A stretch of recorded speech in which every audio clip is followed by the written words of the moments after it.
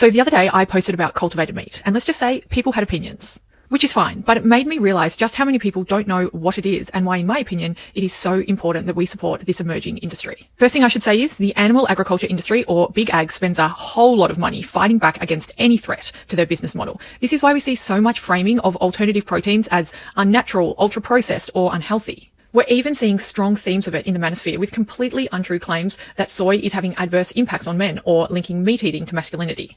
None of this is coincidental. It is by design, and it can be infiltrating our thoughts without us even realizing it. A lot of people seem to think that cultivated meat is not natural, and I cannot stress this enough. Cultivated meat is real meat. If you got traditional meat and cultivated meat, put the two together and ran testing, they would have the same genetic components. But there is a difference, because right now, meat production involves keeping thousands of animals in filthy, cramped conditions packed together, denying them of their natural instincts and behaviors, often leading to sickness. To combat this, farmed animals are being fed more and more antibiotics. That is creating antimicrobial resistance, and the World Health Organization describes it as one of the biggest threats to global health.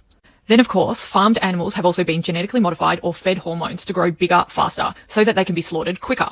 For example, here's what meat chickens were like in the 50s, 70s, and then now. Farmed animals are mostly not fed what would be their natural diets, because it's cheaper. And do I need to remind you all that there is an acceptable level of shit that's allowed in animal products that hit our shelves? And it's not zero. Cultivated meat is the same product without any of these things, not to mention no bacteria like salmonella, E. coli, or listeria.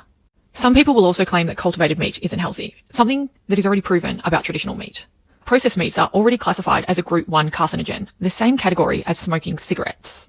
Then, of course, there will be people who say it's not vegan, and I agree, it's not for people like me. While I would love for everyone to make the ethical choice and stop consuming animals altogether, the reality is we do not have the resources to feed our growing population under our current food systems. By 2050, the demand for meat products is expected to increase by 100%. And animal agriculture is already using 80% of our planet's total agricultural land while only producing 18% of global calories. As animal advocates, we have two options: dying on some ideological hill about the fact cultivated meat is still technically using animals, or accepting that some people just won't give up meat. And I choose the latter, because 80 billion land animals are being killed for human consumption every year. That's over 2,500 a second.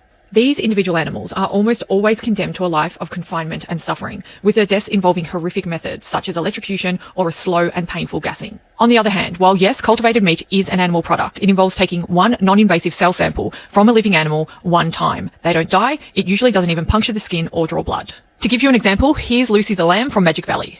That one cell sample is then used over and over and over again to achieve the same result that the current status quo of cruelty and suffering is currently doing. So if you're still here, cultivated meat is nothing to be feared. And if you're worried about what's in your food, this isn't where you should be looking. It's our current food systems. Cultivated meat presents a solution to a lot of our planet's problems that if we don't address now, we will eventually be forced to. And if we can have the exact same product without the water use, the land use, the climate emissions, the animal cruelty, all while minimizing the health impacts and meeting the demands to feed our growing population, why wouldn't we be embracing that?